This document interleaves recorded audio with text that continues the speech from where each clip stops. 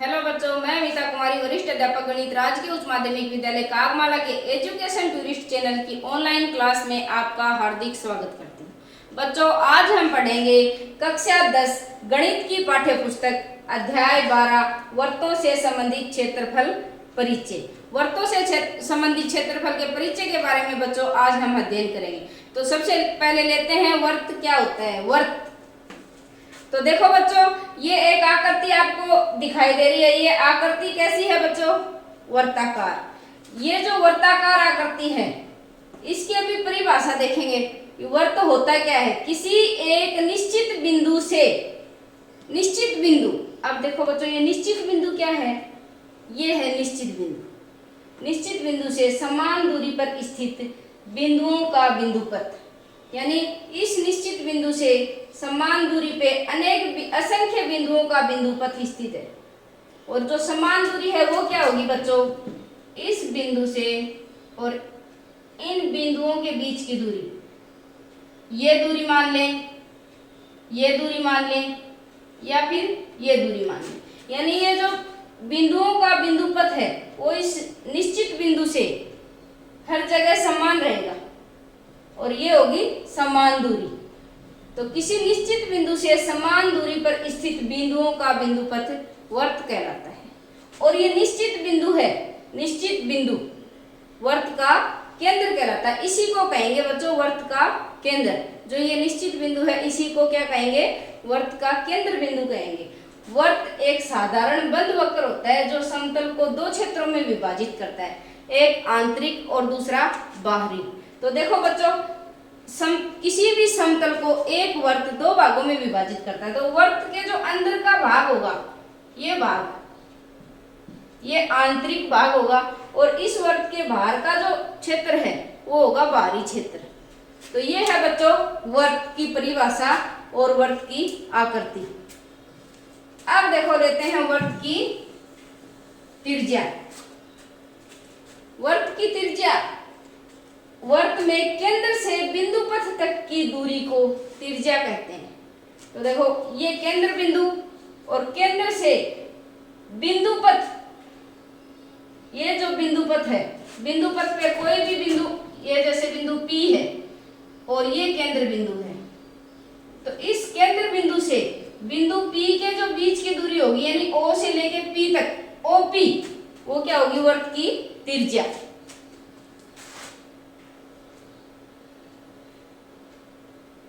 OP क्या होगी बच्चों? वर्त की त्रिज्या। और वर्त की त्रिज्या को R से दर्शाते हैं, तो R बराबर OP।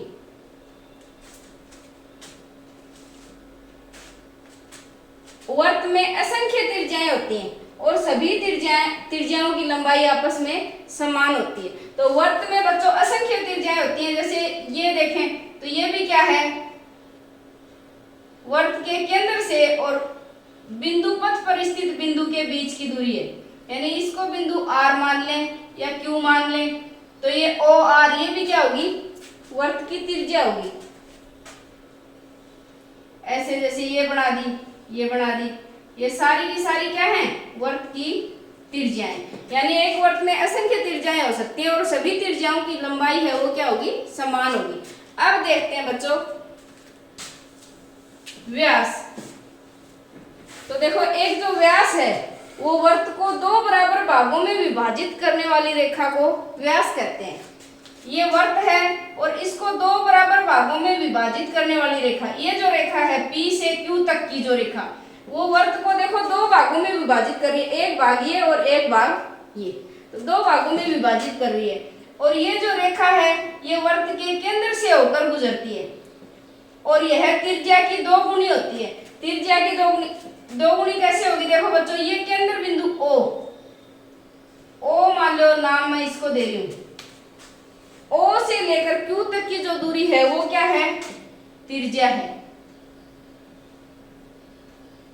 या फिर जिसको R से दर्शाते हैं, R। ये और ये भी क्या है? इधर देखें तो ये भी केंद्र बिंदु से परिधि पे स्थित बिंदु, या फिर कहें कि इस बिंदु पथ पे स्थित बिंदु, इसकी दूरी, तो ये भी क्या होगी r, ये दूरी r और ये भी यहां से यहां तक की दूरी भी r, यानी ये P से लेकर Q तक की जो दूरी है वो क्या होगी बच्चों r प्लस r, 2r व्यास। तो व्यास बराबर क्या होता है,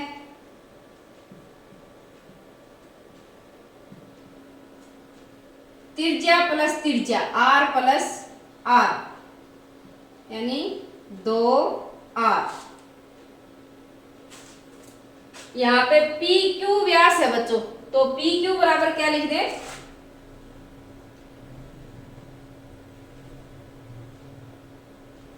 2r। ये है बच्चों वर्त का व्यास। अब देखते हैं वर्त की परिधि के बारे में। तो वर्त की परिधि किसे कहते हैं, एक वर्ताकार क्षेत्र के चारों ओर की दूरी इसकी परिधि कहलाती है। यानी ये वर्ताकार क्षेत्र है, वर्त है, और इसके चारों ओर की जो दूरी, ये जो दूरी है बच्चों, ये क्या कहलाएगी, वर्त की परिधि कहलाएगी। और वर्त की परिधि और उसके व्यास में, व्यास के साथ एक अचर अनुपात होता है, या फिर ये कहें कि परिधि में व्यास का भाग लगाएं तो एक अचर राशि प्राप्त होगी, और उस अचर राशि को पाई से व्यक्त करते हैं। यानी परिधि और व्यास में देखो बच्चों, दूसरे शब्दों में परिधि बटे व्यास, परिधि और व्यास, परिधि में व्यास का भाग लगाएंगे तो जो अचर अनुपात जो इनका प्राप्त होगा वो होगा पाई। अब व्यास उधर चला जाएगा तो परिधि बराबर पाई गुणा व्यास, और व्यास क्या है 2r, तो ये हो गया पाई गुणा 2r, 2 पाई r। ये आ गई बच्चों परिधि, परिधि क्या होगी 2 पाई r।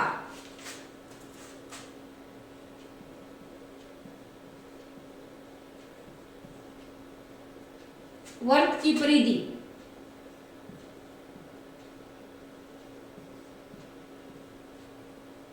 दो पाई r, जहां पाई का मान कितना है लगभग 22/7 या फिर 3.14, और r क्या है वर्त की त्रिज्या है। तो ये बच्चों वर्त की परिधि है। वर्त की परिधि में क्या है, परिधि का व्यास के साथ अचर संबंध होता है, और वो परिधि और व्यास का जो अचर संबंध है उसको किससे दर्शाते हैं, पाई से दर्शाते हैं। परिधि बटे व्यास पाई। अब देखो व्यास को उधर भेज दें,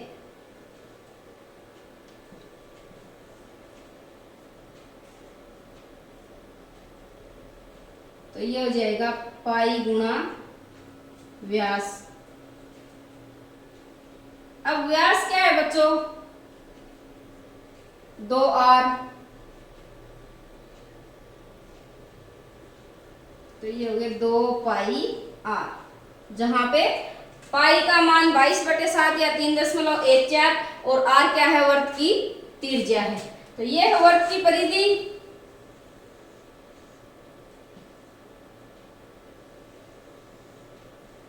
अब देखो बच्चों इससे आगे लेते हैं वर्त की जीवा। तो जीवा क्या है, वर्त की परिधि पर स्थित किन्हीं दो बिंदुओं को मिलाने वाली रेखा को वर्त की जीवा कहते हैं। तो देखो बच्चों ये वर्त है, और इस वर्त के ऊपर कोई दो बिंदु है, बिंदु P और बिंदु Q। अब जब इन बिंदुओं को जो रेखा मिलाएगी, इन बिंदुओं को जो रेखा मिलाएगी वो रेखा क्या होगी, जीवा। और एक रेखा, जैसे रेखा वो कोई भी हो सकती है, जैसे ये रेखा, इस रेखा की बात करें, यहाँ पे जैसे मैंने R नाम दे दिया, R कोई बिंदु है, तो P से R तक की जो दूरी है इसको हम क्या कहेंगे। देखो बच्चों ये वर्त को दो भागों में भी विभाजित कर रही है, एक भाग ऊपर, दो समान भागों में विभाजित कर रही है। देखो कोई भी जीवा है वो वर्त को दो भागों में तो विभाजित करेगी, लेकिन एक छोटा और एक बड़ा दोनों भाग बराबर नहीं होंगे, बराबर एक ही कंडीशन में होंगे जब जो रेखा है वो वर्त के केंद्र से होके गुजरेगी। जब यह जो जीवा वर्त के केंद्र से होके गुजरती है उसे क्या कहते हैं, व्यास। और व्यास है वो क्या, वर्त को दो बराबर भागों में विभाजित करता है। तो जो वर्त की जो सबसे बड़ी जीवा होती है वो होगी बच्चों व्यास।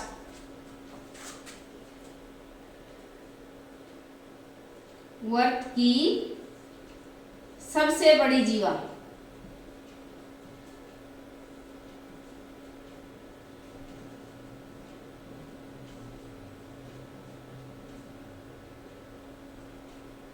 क्या होगी? व्यास। तो यहां तक समझ में आ गया बच्चों? देखो हमने अभी तक क्या क्या पढ़ लिया, देखते हैं एक बार। वर्त की परिभाषा, वर्त क्या होता है, वर्त के अंदर निश्चित बिंदु और वर्त की त्रिज्या, वर्त की त्रिज्या को r से दर्शाते हैं। व्यास के बारे में, व्यास है वो त्रिज्या का क्या होता है? दुगुना होता है r प्लस r, यानी 2r। जैसे व्यास PQ था तो PQ बराबर 2r। अब वर्त की परिधि, वर्त की परिधि क्या ज्ञात की हमने? 2 पाई r। तो वर्त की परिधि 2 पाई r कैसे आई थी बच्चों?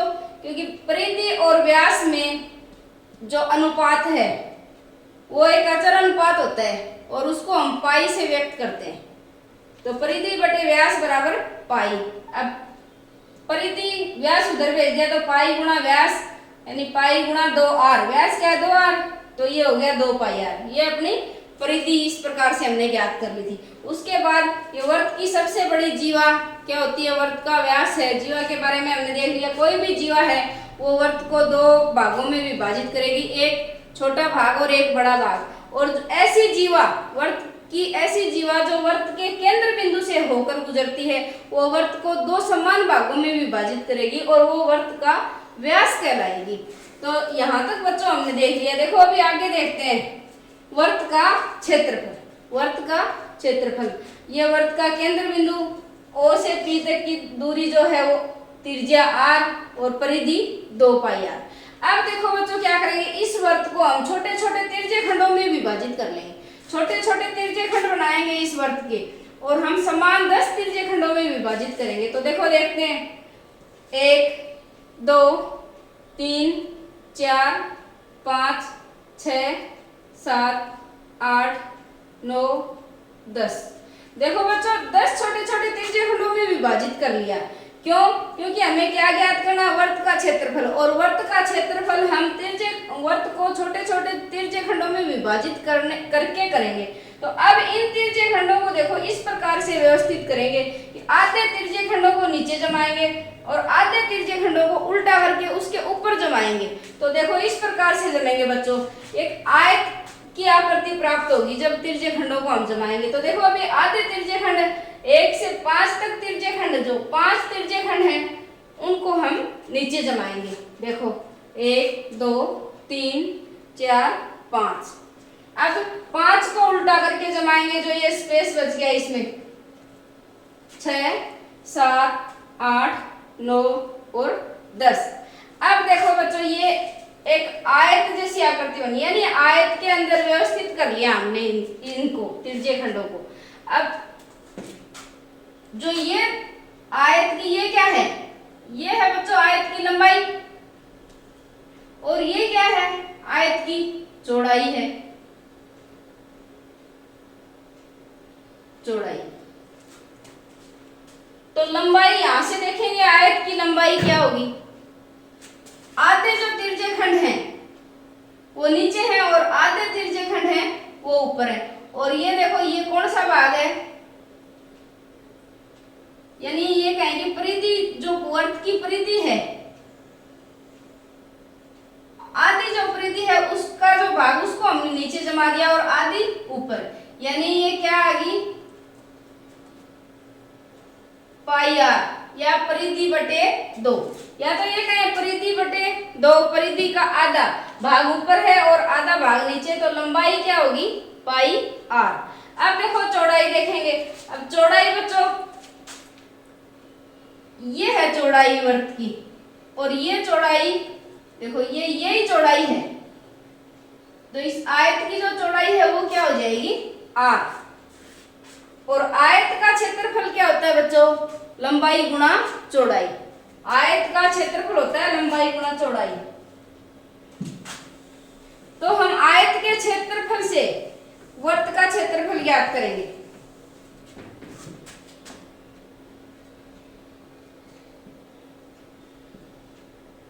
आयत का क्षेत्रफल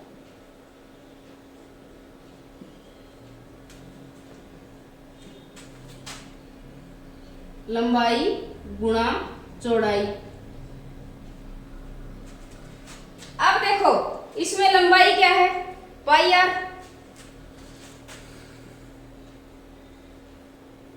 पाई आर गुणा चौड़ाई क्या है बच्चों, आर, आर। पाई आर को आर से जब गुणा करेंगे तो क्या आएगा, पाई आर की घात 2। ये जो पाई आर की घात 2 है ये क्या है बच्चों, ये होगा वर्त का क्षेत्रफल। तो इसको लिख देंगे वर्त का क्षेत्रफल,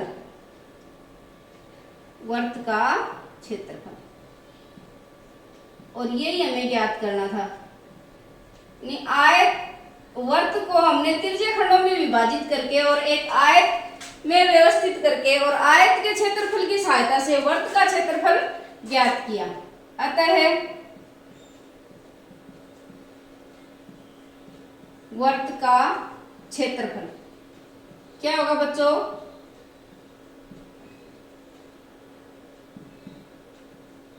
पाई आर की घात 2।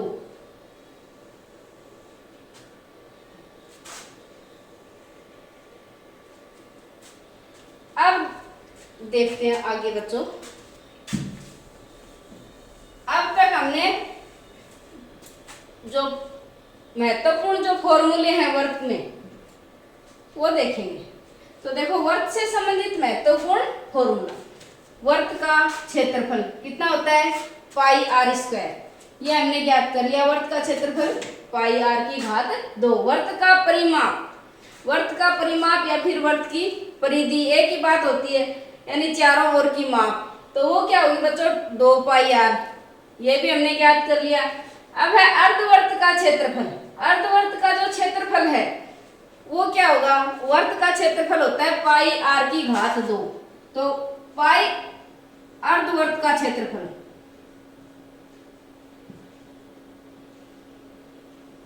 का क्षेत्रफल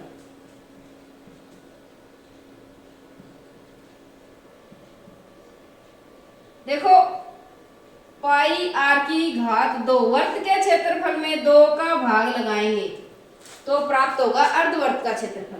या फिर ऐसे लिखेंगे वर्त अर्धवर्त का क्षेत्रफल बराबर 1/2 गुणा पाई आर की घात 2।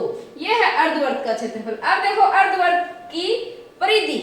अब देखो बच्चों अर्धवर्त की परिधि कैसे ज्ञात करेंगे,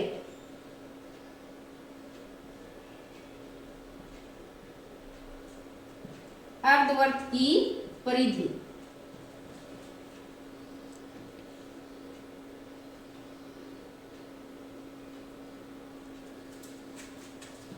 जैसे हमने वर्त की परिधि या वर्त का परिमाप ज्ञात किया 2 पाई आर। अब आपके दिमाग में क्या विचार आया होगा कि जो इसमें 2 का भाग लगा देंगे यानी आधी कर देंगे, वर्त की जो परिधि है उसकी आधी कर देंगे तो वो अर्धवर्त की परिधि हो जाएगी। लेकिन ये सही नहीं होगा बच्चों। देखो इसमें पाई आर प्लस 2 आर दिया हुआ, पाई आर प्लस 2 आर। तो देखते हैं पाई आर प्लस 2 आर कैसे आया। जैसे हम एक यहाँ पे अर्धवर्त बना लेते हैं।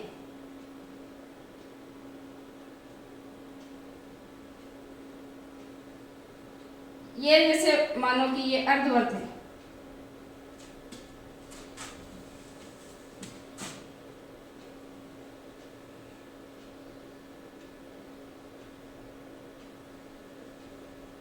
ये हो गया बच्चों अर्धवर्त। और ये केंद्र बिंदु है देखो, तो ये जो भाग है वो क्या होगा, परिधि का आधा पाई आर। ये भाग परिधि का आधा यानी पाई आर। अब देखो जो इसका ऊपर का भाग है ये क्या है, त्रिज्या आर, और ये भी क्या है आर। तो ये आर और आर कितने हो गए, 2 आर। और हमें पता है कि व्यास है 2 आर। क्या होता है व्यास, व्यास है वो वर्त को 2 भागों में विभाजित करता है। यानी जो अर्धवर्त की जो ऊपर की की ये जो रेखा है ये क्या होगी, व्यास, और व्यास होता है 2r के बराबर। तो अब जो परिधि होगी वो क्या होगी, पाई आर, अर्धवर्त की परिधि पाई आर बराबर 2r। ये है बच्चों अर्धवर्त की परिधि। देखो गलत नहीं करना है, समझ में नहीं आए तो एक बार अर्धवर्त बना के देख लेना। और जब देखो एक बिंदु से शुरू करेंगे, यहां से चलेंगे और ये माप प्लस में ये माप और प्लस में ये माप, वापिस उसी बिंदु पे आना है। परिधि या परिमाप का मतलब होता है कि किसी भी आकृति के चारों ओर की जो माप है वो उसकी परिधि कहलाती है या फिर परिमाप कहलाता है। तो इस प्रकार से अर्धवर्त की परिधि ज्ञात कर लेनी है। अर्धवर्त की परिधि क्या होगी, पाई आर प्लस 2r। अब देखो आगे उदाहरण लेके देखते हैं।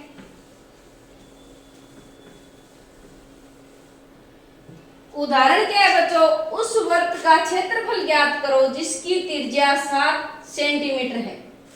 पाई बराबर 22/7 लीजिए, यानी पाई का मान 22/7 काम में लेना है अपने को। यहाँ पर हल करते हैं। देखो वर्त दिया हुआ है, ये वर्त है और इस वर्त का अपने को क्षेत्रफल ज्ञात करना है। और इस वर्त की त्रिज्या दी हुई, ये है बच्चों त्रिज्या 7 सेंटीमीटर। वर्त की त्रिज्या दी हुई है 7 सेंटीमीटर और वर्त का क्या ज्ञात करना है, क्षेत्रफल। तो देखो किस प्रकार से ज्ञात करेंगे। सबसे पहले लिखेंगे हम वर्त की त्रिज्या, यहाँ पे लिख दो दिया है कि ये कंडीशन प्रश्न में दी हुई है, दिया है वर्त की त्रिज्या।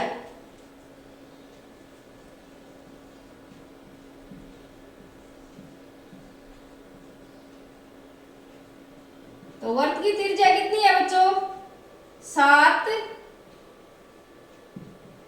सेंटीमीटर है। क्या ज्ञात करना है, वर्त का क्षेत्रफल। तो वर्त का क्षेत्रफल ज्ञात करने का सूत्र हमने पढ़ लिया,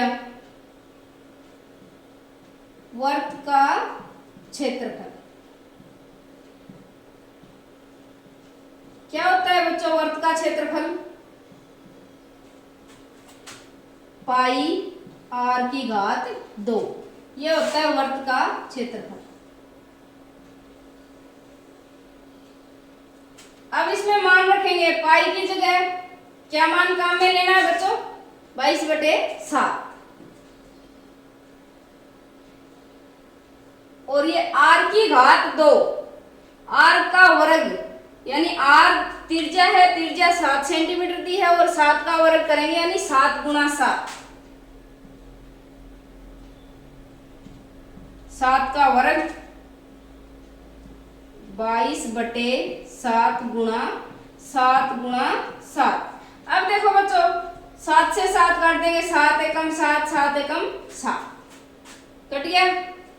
अब इनको गुणा करेंगे, 22 को 7 से, 22 को करेंगे 7 से गुणा, तो क्या आएगा, 7 दूनी 14, असल 1 और 7 दूनी 14 और 1 15। और ये क्षेत्रफल तो 154 वर्ग सेमी आएगा, वर्ग सेमी। ये आ गया बच्चों वर्त का क्षेत्रफल। वर्ग सेमी क्यों आया, क्योंकि देखो जो वर्त का जो क्षेत्रफल है उसमें अपनी जो क्षेत्रफल का सूत्र है पाई आर की घात 2, यानी आर क्या है, त्रिज्या, त्रिज्या का मान 7 सेमी, यानी 7 सेमी गुणा 7 सेमी, 7 सेमी गुणा 7 सेमी, सेमी गुणा सेमी, तो क्षेत्रफल की जो इकाई है वो क्या होगी, वर्ग सेमी होगी। अब इसी प्रकार मान लो बच्चों इसी प्रश्न में हमें परिधि ज्ञात करनी हो, ये तो वर्त का क्षेत्रफल समझ में आ गया सभी को। अब मान लो कि इसमें हमें वर्त की परिधि ज्ञात करनी हो या फिर वर्त का व्यास ज्ञात करना हो, तो वर्त का व्यास कैसे ज्ञात करेंगे बच्चों। देखो आप सभी जानते हो कि जो व्यास है वो क्या है, वर्त को 2 बराबर भागों में विभाजित करता है और क्या होता है, व्यास त्रिज्या का दुगुना होता है, यानी यहां से लेकर इस बिंदु से लेकर इस बिंदु तक की दूरी है वो क्या होगी, व्यास होगी। तो मान लो इसमें व्यास ज्ञात करना है, तो व्यास को हम लिखेंगे 2r, 2 गुणा 7, तो व्यास कितना हो जाएगा 14 सेमी हो जाएगा। ये है बच्चों व्यास। अगर व्यास ज्ञात, अब मान लो कि क्षेत्रफल नहीं ज्ञात कर देके और ये दे दिया कि वृत्त की परिधि ज्ञात कीजिए, या परिधि और क्षेत्रफल दोनों साथ ज्ञात करने हैं, तो परिधि कैसे ज्ञात करेंगे? देखो परिधि और एक बार ज्ञात करके देख लेते हैं। वृत्त की त्रिज्या दी है और इसमें परिधि ज्ञात करनी हो, तो वृत्त की परिधि कैसे ज्ञात करेंगे? वृत्त की परिधि